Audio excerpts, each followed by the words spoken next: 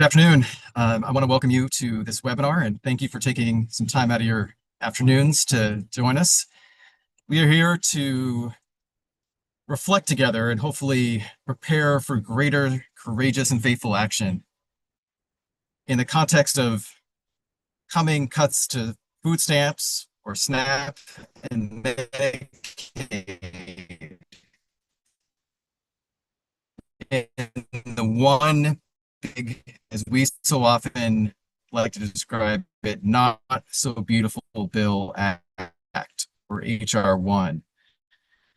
We to share some of the work that we intervene in the context of the implementation of this bill, try to mitigate its most harmful impacts, and continue to advocate for greater opportunity and justice for our nation's most vulnerable people and communities.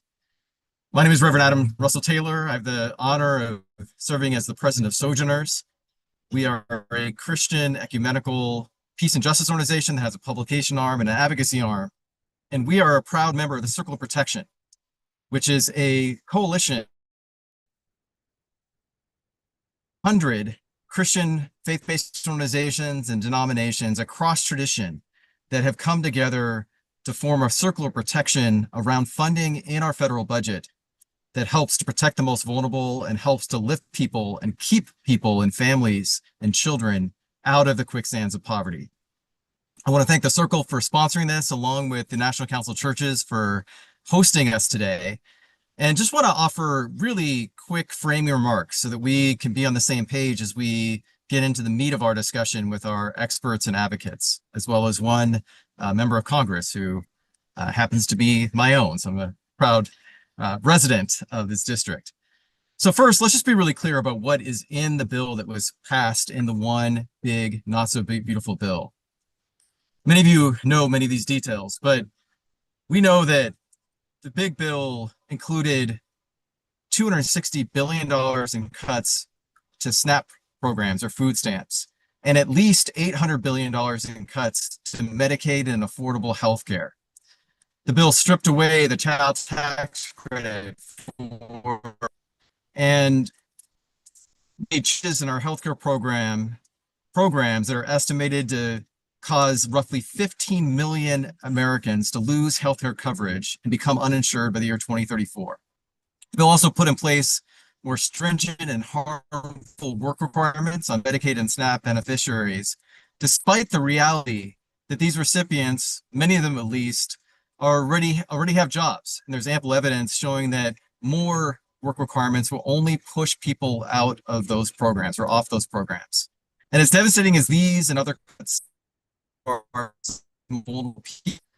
torched by the tax cuts that disproportionately benefit the richest Americans, cuts that would blow an even larger hole in our already massive budget deficit.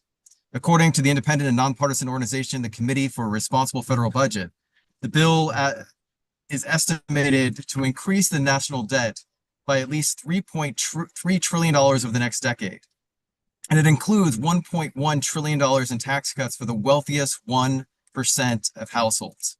As a result, many of us have made the argument very much from our faith perspective and priorities, that this bill represents an inverse of biblical priorities. We also know that it dramatically increased military spending to the tune of $150 billion. It massively increased funding for the Department of Homeland Security, which includes ICE, and included cuts to many of the climate-friendly programs that were passed under President Biden through the Infrastructure Act. And so, for these and other reasons, we believe this bill is not only bad policy, it is also bad morality. It is something that is a real antithesis to many of our core faith values and priorities. We as people of faith are called to respond because one of the most consistent themes throughout the Bible is God's particular concern for the most marginalized and vulnerable in our society.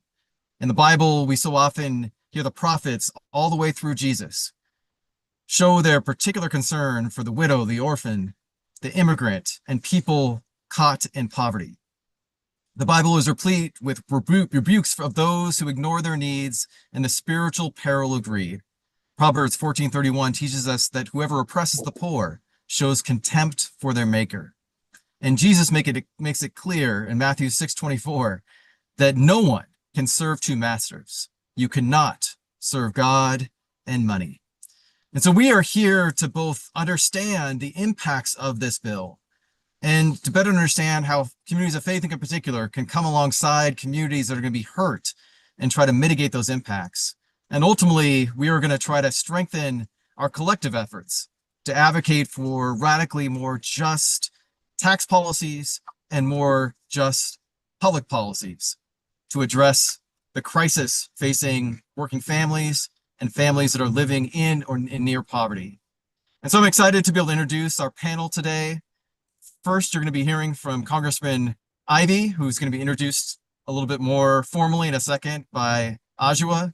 Then you're going to hear from Sammy Goldsmith from Maison, who will explain the key cuts to SNAP in particular. Next will be Paulo Montemayor, who will discuss the key cuts to Medicaid. Following Sammy and Paulo, you're going to hear from Reverend Richard Williams, who will explain how he sees the cuts to Medicaid and SNAP are impacting people on the ground. And at the end, we're going to make sure we have some time for Q&A. So without further ado, I'm going to turn over to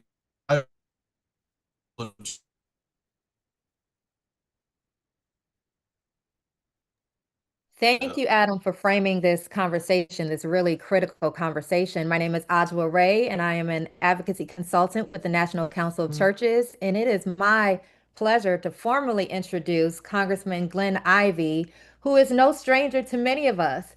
Congressman Ivey has been a strong voice for the issues that we are talking about today, those that we care very deeply about.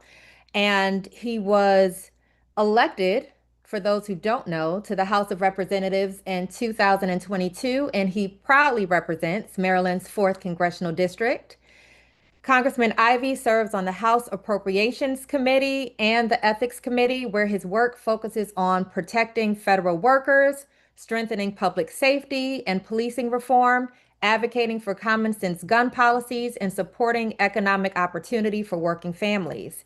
Before coming to Congress, Representative Ivey had a long, distinguished career in public service. He served as an assistant U.S. attorney in Washington, D.C., chair of Maryland's Public Service Commission, and later as state's attorney for Prince George's County, where he led initiatives on community justice, youth empowerment, and domestic violence prosecution. Congressman Ivey grew up in North Carolina and Virginia. He graduated with honors from Princeton University and Harvard Law School, and now lives in Prince George's County with his wife Jolene and their family. So without further ado, welcome. Again, you're no stranger to this community here. So thank you for joining us again, and I'll turn it over to you, Congressman Ivey. Thank you so much for that kind introduction, and thank you for having me. It's great to be here with the Circle of Protection, and I want to thank Reverend Taylor for framing it up, and I'm looking forward to hearing from the panel in a few minutes. I know they're going to be talking about a lot of the same things I'm going to touch on, Medicaid and SNAP in particular, and they're bringing a lot of expertise to that. But I did want to say sort of just the moment that we're in, and yes, H.R.1 is a big part of that, but it's important for us to think too about what's going on with the war, the $1 billion a day that's being diverted away from things that we could be using that kind of money for this war in Iran, as well as, you know, the cost of ICE. You know, it's millions of dollars. I think their budget might be bigger than the FBI's budget right now, maybe bigger than a big chunk of the U.S. Marines. And we know that they're doing terrible things on the street, unfortunately, and we have to keep fighting against all of those kinds of things. Unfortunately, I think those two pieces have distracted a lot from what was going on with our fight about Medicaid, Medicare, the Affordable Care Act, and also SNAP that, you know, culminated at the end of last year in the shutdown of the government fight, and it continues on today. So I appreciate you all bringing this back today. The Medicaid cuts have been especially front and center for me. The $1 trillion in cuts, I think, is going to be enormously damaging to the United States, but especially to working folks across the country. And I think the impact's surprisingly going to be as bad in the red states, maybe worse than it is in a lot of the blue states. And that seems to be because a lot of the red states' medical facilities, hospitals in particular, rely very heavily on Medicaid for the revenue streams to keep those facilities open. And the types of cuts that they're talking about making, well, that they've already passed in law, I think are going to be devastating and lead to some of these hospitals shutting down. And, frankly, it's not just the Medicaid cuts. I mean, I think there was a lot of venture capital that bought up a lot of the hospitals over the past 5 or 10 years. They were speculating, got in over their heads, and I think some of them have too much debt and might use the Medicaid bill to justify shutting down in the very near future. The Republicans, in a very cynical maneuver, tried to set it up so that the Medicaid cuts wouldn't phase in until after the midterm elections. But Wall Street's not paying attention to their timeline. Some of these things are happening already. And I'm already hearing from medical facilities, hospitals in particular, not so much in Maryland, because we have a lot of protections and other support systems in place to help to prevent that sort of problem. And we have a lot of people that have private insurance too that helps. But it's going to be a big problem across the country for Maryland and wealthier states, but also for lower income states too, and especially low income jurisdictions. So I'm very concerned about that, especially when you layer that on top of the Affordable Care Act fight that we're in the middle of right now too. I'm sure you'll recall that we House Democrats and Democrats across the country were telling Republicans, look, these tax credits are about to expire in January of 2026. And when that happens, we're going to have people whose premiums are going to double or triple immediately. And that's what we're seeing. In fact, the results been, and they're coming in already, people's premiums are jumping so much that they just can't afford to have the insurance anymore. So they're dropping it and hoping that they can make it with, hoping nothing goes wrong, hoping that they'll stay healthy during the next, time period. Or they've tried to downgrade to lower types of plans. But in some instances, I was talking to one woman here in my district, and her deductible is $10,000. And the Republicans, unfortunately, they kept pretending like they wanted to do some type of alternative approach to the healthcare plans that are out there, Obamacare in particular, because as we all know, they've been trying to kill it for 15 years and can't figure out how to do it. And it's not going to happen now because the American people have figured out they actually like Obamacare and they want to keep it around. They don't want pregnancy to become a pre-existing condition again. They like having their kids being able to stay on their healthcare coverage until they're 26. And for many of them, they couldn't afford to have healthcare coverage at all if you got rid of it. So the Republicans have talked about sort of HSAs and these kind of side, frankly, distractions. I think the average amount of money in most HSAs, like 66% of them, is $1,000 or less. And as most of us know, $1,000, I'm not even sure that'll get you the ambulance ride to the hospital. They might have to stop halfway and then, charge you on your credit card to get you the rest of the way there. So there are no real solutions coming from the Republicans, just stonewalling. And I'm afraid that they've sort of backed themselves into a corner and there's no easy exit ramp. And unfortunately, the war and ICE have totally distracted from a lot of that debate anyway. I think Democrats are really sort of pressed to try and push this back in a direction where those become front burner issues again. I think the link up with the war is going to be rising gas prices because they both fit into the affordability issue that many Americans are feeling across the country. They're feeling the healthcare costs going up or, getting out of range. They were already feeling the squeeze from housing and the like. Rent's too high. They're having trouble keeping a roof over their head. Groceries are high because they're having trouble putting food on the table, in part because of the tariffs. And the war is not going to help with that because any kind of transportation costs will be added into the cost of the groceries at the store. And electricity has already been high, especially here in the Mid-Atlantic region. And the war, again, is going to, liquid natural gas has already jumped. That's going to increase prices here in the United States with respect to utilities. SNAP isn't a great story either. You may recall that at the end of the last year, when we were in the fight with respect to the government shutdown, the Trump administration pretended like there was nothing they could do if the SNAP expired, even though there was a $5 billion supplemental fund that was in place to protect it. And they'd already put in place cuts to SNAP. Here in Maryland, it's going to be $150 per month for 81,000 families across the state. And, you know, we've already got somewhere in the neighborhood of $400 million that the state's going to take from a hit from the cuts annually. So it's a huge problem. I think it feeds into all of the other issues that I just raised. And I don't want to get too far off track. And I know I only have 10 minutes. We have this great panel coming behind me. So I certainly don't want to go over my time there. But I'll say this, you know, I was down in Alabama for Bloody Sunday last weekend. It was an inspiring trip in a lot of ways. But seeing the power of the faith community to make those movements go in Selma and Montgomery and Birmingham that led directly to passage of bills that are at risk again now, the Voting Rights Act, the Civil Rights Act, the Fair Housing Act, all of those things that are now under the gun again. But we got to remember, we've got a template for how to make these things work. And the role of the faith community in the civil rights movement was central. It was the backbone, for sure, of the civil rights movement. And the reason it was so effective, I think it was also effective because it was a multiracial movement. We lost Jesse Jackson and buried him a few days ago, but one of his great contributions was the talk about the Rainbow Coalition and the fact that, you know, America's a great quilt. We're different pieces, different parts come together and are stitched together by things like democracy and the rule of law.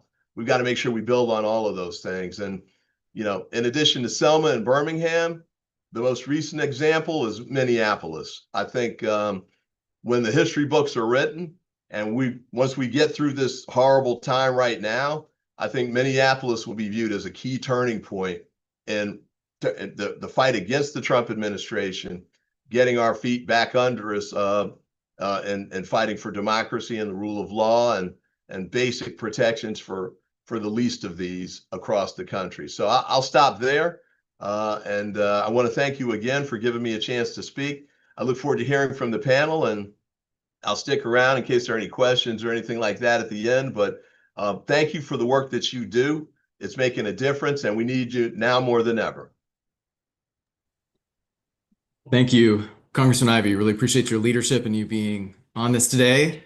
My understanding is Samne is sick, so we are blessed to have Liza Lieberman join us from Maison. I just want to emphasize one thing that's been always central to the work of the Circle of Protection and to the National Council of Churches is we work tirelessly to build bipartisan support for these programs. And we believe that is essential. We believe it can be done. These should not be partisan issues. They transcend our politics in lots of ways. And so we are still dedicated to that commitment. I will turn it over to Liza. Is it Liza or Lisa? I'm sorry if I'm... It's Liza. It's Liza. Okay, Thank great. you so much. Yes. Thank you, Reverend Taylor, and thank you, Congressman Ivey. Thank you to all of our friends at the Circle of Protection, National Council of Churches, FCNL, Sojourners, all the wonderful groups that are represented on this call today. My name is Liza Lieberman. I'm Vice President of Public Affairs for Maison, a Jewish response to hunger. We have been around for, we're just finishing our 40th year, and Maison has been a national voice on anti-hunger issues. We work very closely with Jewish communities around the country, obviously our partners in the interfaith community as well. And we have really invested in building the anti-hunger advocacy network in this country, which very much complements all the direct charitable work that is happening in this country. But our contention has always been, and we'll get to this when we talk about the changes that have been made in SNAP, our contention has always been that charity alone and direct emergency response to hunger is never going to be enough to address the scope of hunger in this country. It is a policy decision to allow hunger to persist every day, and we have some very clear policies that can help reverse this worrying trend that we see in this country. And unfortunately, what we're seeing right now is taking us, we feel, in the complete wrong direction. So I've been asked to speak about the changes in the One Big Beautiful Bill Act. It was a huge, huge shift to SNAP amongst all the other things that have been discussed and will be discussed. It was a really huge, huge shift, historical shift in the benefit levels, the eligibility, and really the structure and legacy of SNAP and how it was designed generations ago, years ago, to be an anti-hunger program. We've grappled in congressional committees and the halls of Congress for many years about the emphasis on work, and that it certainly came out in the deliberations of this bill. Also, now there's another element that I can speak about, the nutritional aspect of SNAP, that is certainly an important piece of it. But with the Make America Healthy Again movement, there is an effort to restrict SNAP in certain ways to meet dietary and nutrition goals. That my organization is very in support of the incentives, but we are cautious about that. And there also the kind of pretense for this bill, as it was being formed last summer and before that, was about waste, fraud, and abuse. And there was a lot of discussion about fraud in the SNAP program. And I'll talk about in a second. The biggest change, arguably the biggest change that was made in this bill, is with the state cost shifts. And that there's a movement, and there has now been a policy change to make it so that a state payment error rate, it's basically all an impetus for getting states, and in some states, counties as well, to lower their error rates. It's important to note there's been a lot of misinformation about payment error rates. This is not a fraud rate. This is an error rate.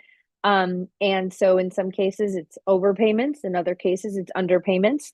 In most cases, I would argue it is because of lack of infrastructure. And this is a state with a high error rate, to me, shows that we need to invest more in that state SNAP agency to make sure that they can better carry out the program in an effective way, rather than punish them and pull out the rug, which is really what the Republicans in Congress opted to do. So the state cost shift, there are two different shifts, which I won't get too nitty gritty. I know we're already running low on time, but there are two cost shifts. So one is an administrative cost shift, in that there has always been a 50-50 split between the federal government paying 50% and states paying 50% of the administrative costs, of the cost of administering SNAP. And even that 50% has always been a challenge for many states. Now that is being changed as of October 2026, that the federal government will be paying only 20% of the admin costs, and the states will be paying 75%. So that's big, and that's for every state, and that's starting in 2026. The bigger piece of it is that for the first time ever, starting in October 2027, most states will be on the hook for paying a portion of the SNAP benefits, the actual amount of SNAP benefits. That has always historically been handled by the federal government. And now states are scrambling to be able to figure out, create a budget line in their state budgets to figure out how they're going to do this. And they will be punished for any error rates above 6%.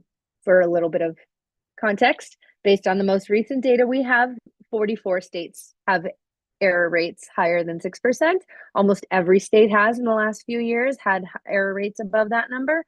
So this is going to hit nearly every state in the country. A few states have a little bit of a delay. And part of what the anti-hunger community right now is doing is asking for parity for all states to have that delay, so that they don't have to scramble recklessly to get their error rates down, and they can really do it in a more effective way. There also was a lot in the OBBBA, One Big Beautiful Bill, to implement harsher work reporting requirements. This is something that has been discussed and deliberated and debated in Farm Bill negotiations for the last few cycles, at least. But this bill, they really got a lot from the work reporting requirements. SNAP already has work reporting requirements, but this would make them more burdensome. And the Congressional Budget Office estimates that 2.4 million people will lose SNAP due to this provision. This includes those age 54 to 64, which is a new category for these requirements. Children, people who have children ages 14 to 18, as well as veterans, unhoused individuals, and youth exiting the foster care system. Those three groups were previously exempted from the work requirements, and they're now again subject to them. There also were changes for immigrants. This would impact about 90,000 legal permanent immigrants, legal immigrants who currently or previously were eligible, excuse me, for SNAP and no longer will be. There's been a lot of misinformation from this administration about immigrant eligibility for SNAP. It's important to note that undocumented immigrants never were able to get SNAP. That is a complete fallacy. And so this is actually impacting immigrants who legally were present in the US and able to get SNAP, now saying that only green card holders and US citizens are able to receive SNAP. So I'm going to kind of wrap up here and look forward to any questions. I could talk about this for much longer time, and happy to if you want to send me an email. I did want to mention just very briefly a couple of the opportunities to mitigate the harm of this. My organization, we would like to reverse all of these provisions, and frankly, that entire title of the One Big Beautiful Bill Act. That is not likely or possible at all in this political climate, but we have supported legislation that would do that. But there are some real efforts to hopefully delay that benefit cost share for states, because we do feel that it's unfair that some states are getting a longer road basically to lower their error rates. I will put my email in the chat as soon. I'm not a good typer while I'm also speaking. I also just want to briefly mention there was a farm bill that was marked up in the House Agriculture Committee last week. There were several amendments introduced that would undo some of this harm or implement the delay. They were all shut down, and the bill passed through committee. And we are now waiting to see if it will go to the House floor, which is a big if. It's unclear if it will, and it's unclear if it does go to the House floor for a vote, if it will get the votes to advance. Also unclear whether the Senate will introduce and take up a bill. So many pieces ahead, but it's important to note that this bill did not do anything to address all the SNAP harms or undo any of the harm that people are feeling on the ground. There was, I will also put in the chat in a moment, that there was an amazing letter that many organizations on this call joined Mazon in sending to the members of that committee. Faith-based, we think we had over 30 national faith-based organizations expressing concern about the SNAP provisions and clearly saying to the committee, this is a great opportunity to reverse that harm. And they did not, at least till now, heed our call. So we will continue to call, and we are once again really proud to be in partnership with all of you. Thank you. Thanks, Liza. Really, really helpful. We're going to turn it over to Paulo Pontemayor, who's with the Catholic Health Association. Great. Thank you. And I'm so pleased to join my esteemed colleagues to talk about H.R.1's impact on many of the communities we serve. And thank you so much to Congressman Ivey for really fighting the fight on Capitol Hill. The Catholic Health Association is a ministry of the Catholic Church focused on hospitals, long-term care facilities, nursing homes, clinics, and healthcare systems in all 50 states and across the country. And we, when H.R.1 was being developed, really pushed back very hard on these new community engagement / work requirements, which for the very first time would impose new requirements, mandatory requirements nationally with Medicaid. We were fearful of these new requirements because we had actually seen the effects of what a limited work requirement policy would look like in Arkansas back in 2018. And we had found that when Arkansas implemented their work requirements, there were massive coverage loss based on paperwork errors and other pieces. And so we do have evidence of what happens when these new requirements come into effect. This is actually one of the biggest pieces of H.R.1 that no one really has talked about. It was basically one of the biggest pay-fors to pay for the whole bill. the Medicaid section with reduced funding for Medicaid as a whole really is now going to challenge states. Medicaid is a state and federal partnership healthcare program that really pays for care for working families and the poorest individuals who would have no access to healthcare coverage in other places.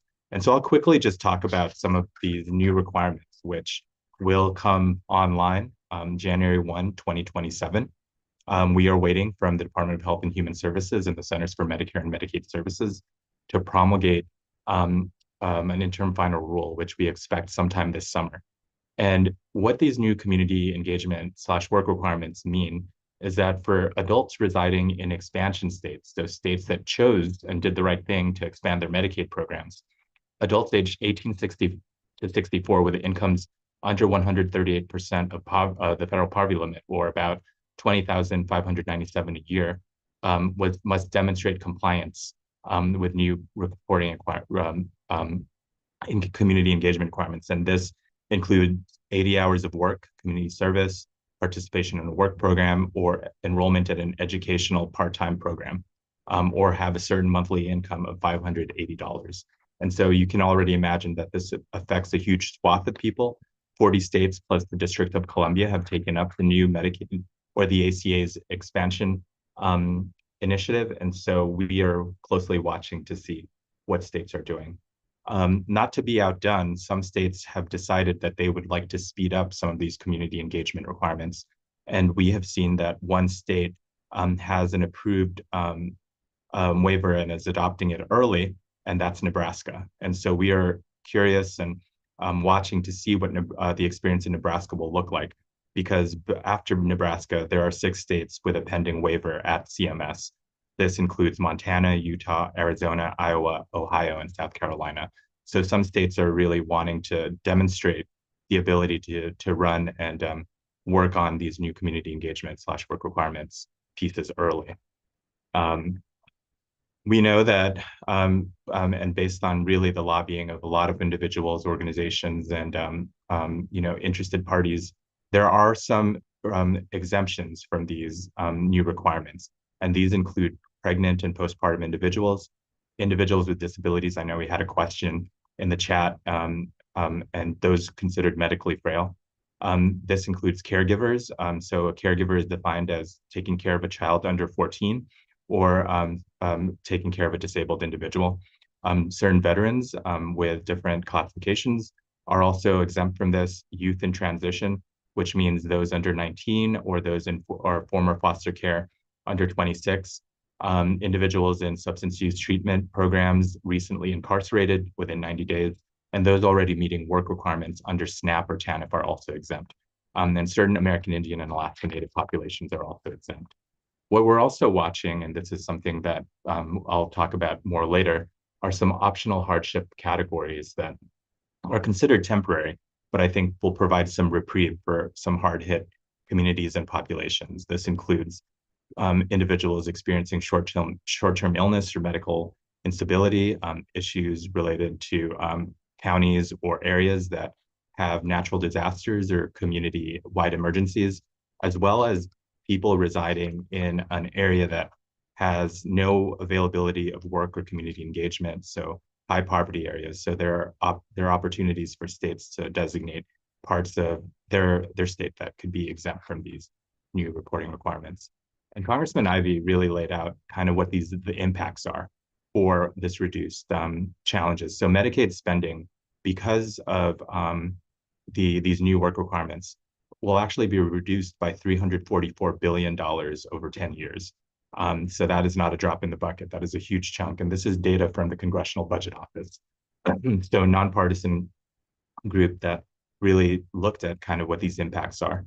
Second, the coverage loss estimated with H.R.1 in the space of Medicaid is 11.8 million people. Of that 11.8 million, 4.8 million will actually lose coverage because of implementation of these work requirements. So we were talking for a lot. This is a huge chunk of people that will have no other source of health insurance when these requirements go into effect. And so very quickly, I think, especially with this crowd and this very energized group of people, what can we do together?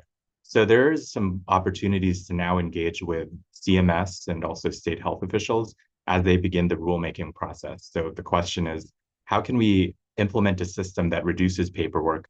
How can we automate or use existing data sets? We have learned with the public health emergency unwinding a couple of years ago that there were ways to really have data systems talk to each other, and also really pushing CMS to give states as much flexibility. We know that it is, we have been told that there are no good faith exemption waivers that CMS will approve. But I think that the more they hear from communities and their states and really health officials from those states about how challenging this is to implement in less than a year, maybe they'll change their minds. We also hope that we can have CMS look at flexible and broad definitions of medical frailty. It hasn't been defined either in statute or the bill.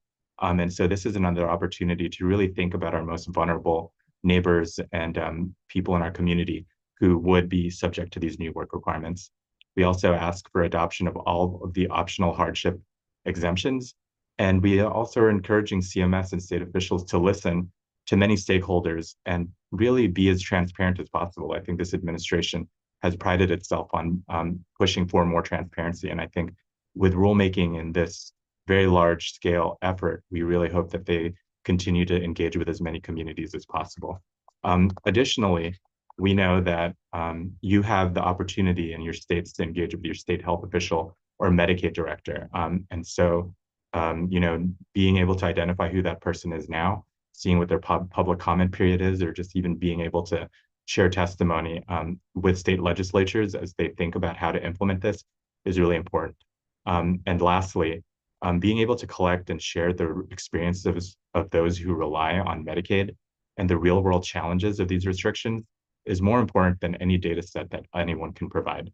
Because being able to share these with policymakers makes the stories real and not in this very abstract sense of a new program and requirement coming online, but really talking about the disruption in people's lives. These are life-affirming, life-giving programs that we really want to continue to hold up and share, because Medicaid, we have a saying here at the Catholic Health Association, Medicaid makes it possible to really live kind of a fruitful and very kind of valuable life in this work. And lastly, I will just say that we need to continue educating our communities at the Catholic Health Association. We are working with our members to really think about how we can get our patients involved, and the patient education resources, but also thinking about who walks in our doors and what these new requirements would mean for them. And so I'll turn it back to the group, and happy to answer any other questions. We continue to do as much advocacy and engagement on this issue at the Catholic Health Association. We really welcome the partnership that you all can give. Thank you.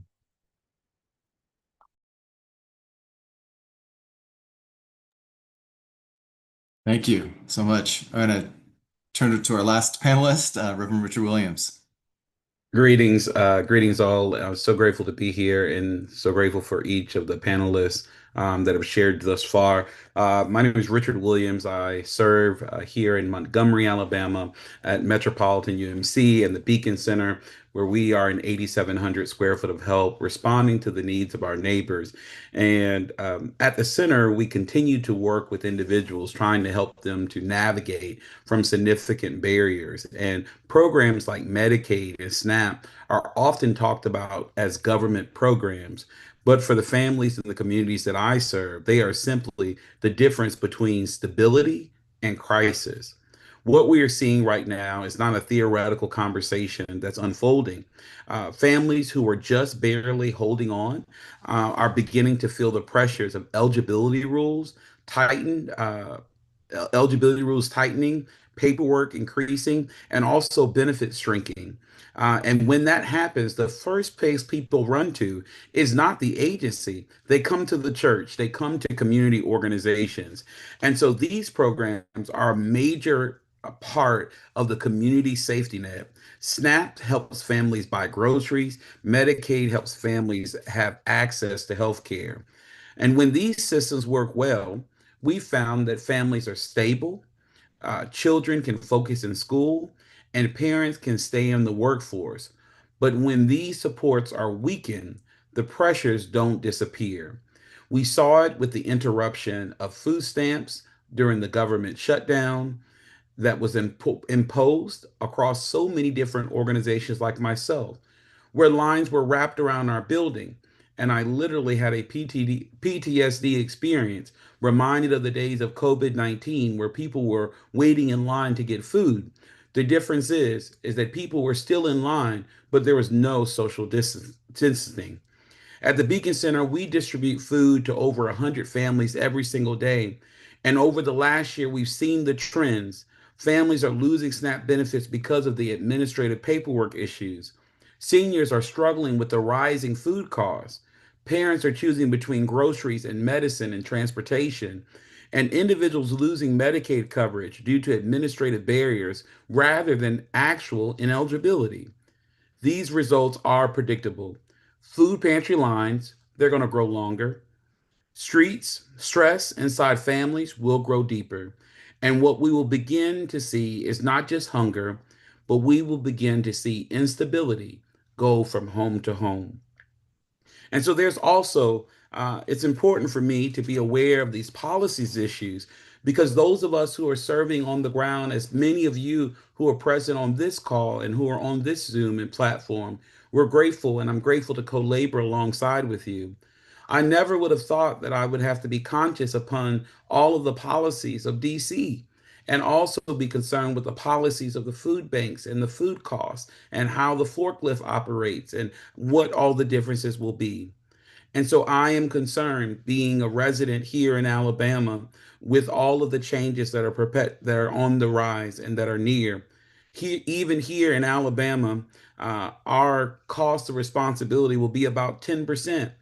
That is somewhere where they have to find 172 to 173 million dollars. The state would need to cover. And if Alabama chooses not to fund their share, then literally SNAP benefit levels can be reduced, eligibility rules could become more restrictive, and the extreme scenario could be is that the state could say, I don't want to do SNAP at all. And so for those of us who are on the ground, we are in a space of trying to figure out what is next. But we are not doing that in a destitute way or without any hope or without any type of guide. We understand that people will come to the church, they'll come to local ministries, and they'll come to community centers. We are doing our best at this time to make new partnerships, to find new resources for food. But even our current partners that are distributing food, that we are recovering food from grocery stores, we are finding that even the grocery stores are ordering less food and they are doing their best to decrease waste because food costs is up. But faith organizations can fill the gap, but we were never designed to replace the scale of public systems. When large programs shrink, the demand placed on local ministries and organizations becomes overwhelming. And so I'll close with this. The Beacon Center's mission is simple. We remove barriers from our neighbors so they can have a better life. Programs like SNAP and Medicaid, they remove barriers. When they weaken, those barriers multiply for families, for communities, and for the institutions that support them. Faith organizations will continue to show up, but strong communities require strong partnerships between government systems, nonprofits, and faith institutions. Because when the safety net phrase is not the statistic that falls through, it's our neighbor that falls through. Thank you so much for this opportunity to be able to share about what's happening on the ground. Thank you, Reverend Williams. It's both inspirational and really helpful information. We want to make sure that we tackle as many of your questions as we can. We're going to shift over to a time of Q&A before we close with some additional information, and we will close with the word of prayer. We believe in the power of prayer. I see a couple of questions that have been introduced so far. So I'm actually just going to read them and then turn it to any of the panelists to be able to answer them. So one is from Victoria. She says, I'm a 73 disabled part-time worker. How does the bill affect my Section 8 rental assistance program? Got a question here from Doug Miller. Will one big beautiful bill be overturned once President Trump administration or President Trump is out of office and his administration?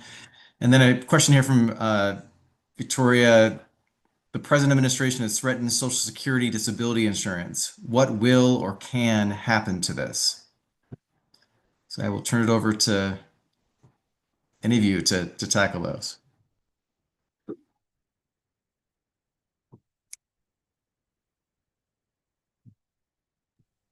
Well, will it be overturned after Trump leaves office? And I apologize. I'll try not to be overly political, but politics drives what's going to happen with this. So to the extent Trump is replaced by someone who shares his vision of what should be happening with respect to, these kinds of programs, and to the extent that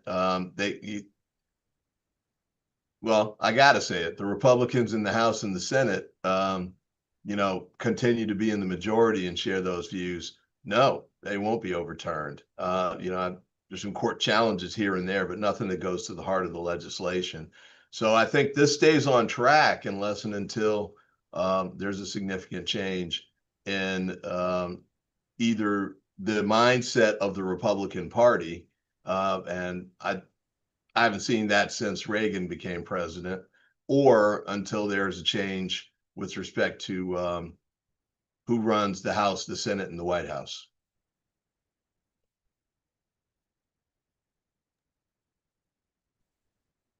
Thanks, Congressman. For the other two, which are pretty technical, Paulo or Liza,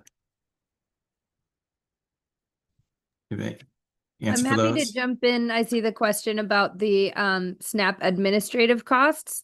The That'd be great. administrative, can you hear me?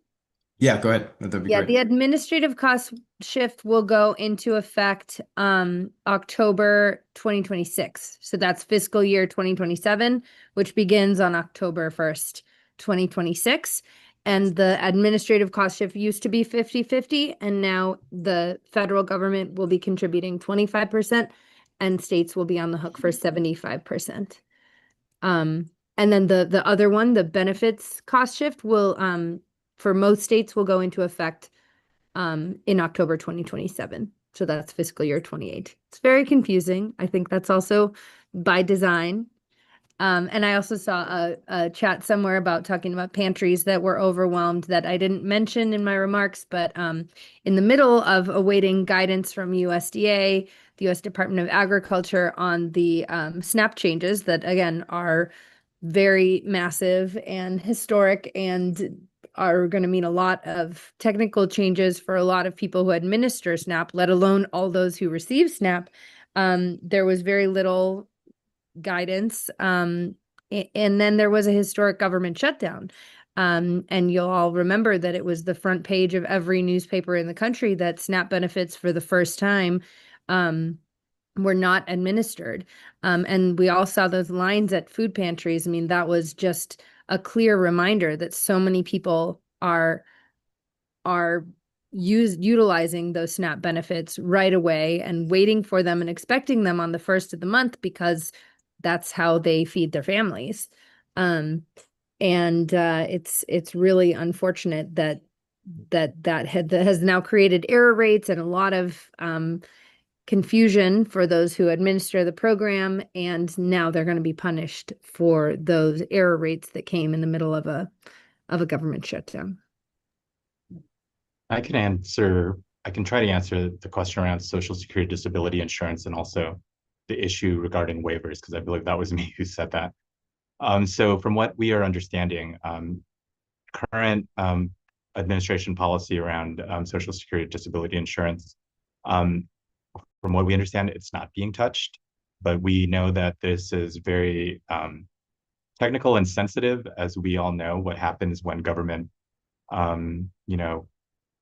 gets defunded or has a shutdown, or if there are less federal workers being able to process some of these applications and whatnot. So I think that a larger question is whether or not the resources that the federal government has allocated will actually make it. And I think that's another question that is really challenging. And so from what I understand, I think that I think it's safe for now. In terms of the waiver that I had mentioned earlier, so I think we're looking at what Nebraska is going forward with, and they actually want to try pushing some of these work requirements much earlier than January 1st of next year. So I think they're trying to get their system online in May. So in a couple months, we'll see what that looks like. The other waiver that I think people need to also look at is what's happening in Georgia. Georgia has a technical, very limited expansion adult work requirement waiver that came right before the passage of H.R.1. And so that's also another interplay. There's a lot of flexibility in the Medicaid program. We are hearing that there might be some states that want to go above and beyond what's in H.R.1. So actually imposing some work requirements beyond the expansion adult population. And so that's just something that we're very fearful about because they go beyond what H.R.1's legislative language is. So. Thanks for that. Reverend Williams, do you want to add anything on any of these questions? Yeah, I would just encourage what we found. I called my legislator as I was preparing, even to be along this space. As your states are working to figure out where the funds are, I do believe that there's some work that we can do as faith leaders to be able to share and apply pressure and information, sharing that.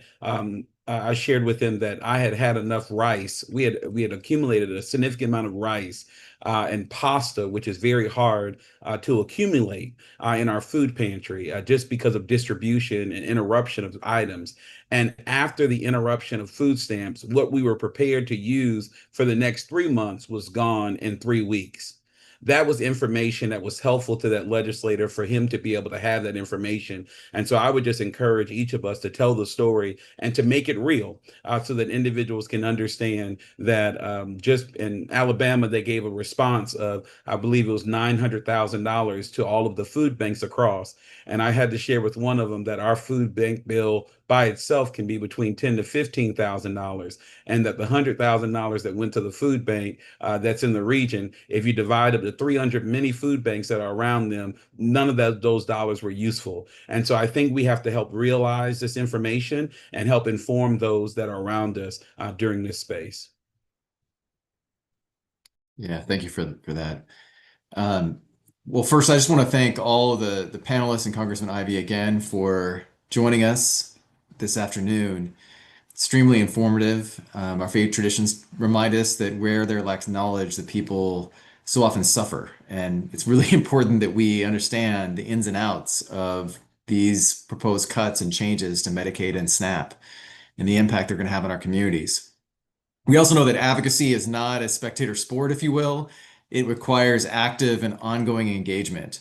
And I just really encourage you to continue to contact your members of Congress, your senator, both senators and your member of Congress, to make sure that they understand the impact that you are seeing of these cuts on your congregations, your communities, and beyond.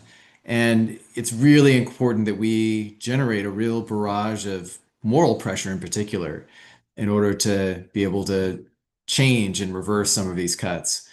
I know that the National Council of Churches will be sending out a follow-up email that will include a one-pager on the cuts and a recording of this session, so you could share it for others that either missed it or you think might be empowered and better informed by listening to this webinar.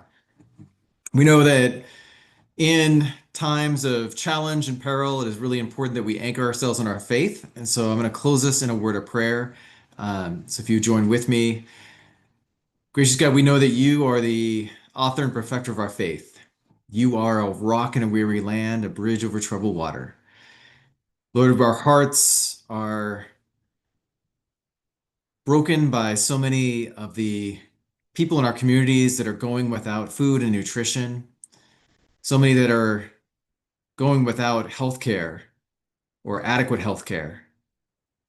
God, we pray that we could continue to lift up the voices of those who are so impacted by the cuts to these vital programs, to food stamps and to Medicaid, and that we could be your instruments of justice and of protecting human dignity, particularly for those who are most vulnerable.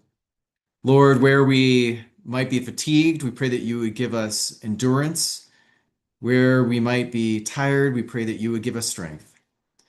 And that we would never feel isolated from one another, that we could find solidarity in this work of advocating for programs that we believe are aligned with your core values and your priorities, particularly programs that serve those that are marginalized and those that are vulnerable. And so continue to use us as your instruments and grant us newfound courage and strength as we do so. It's in your precious and holy name that we pray. Amen.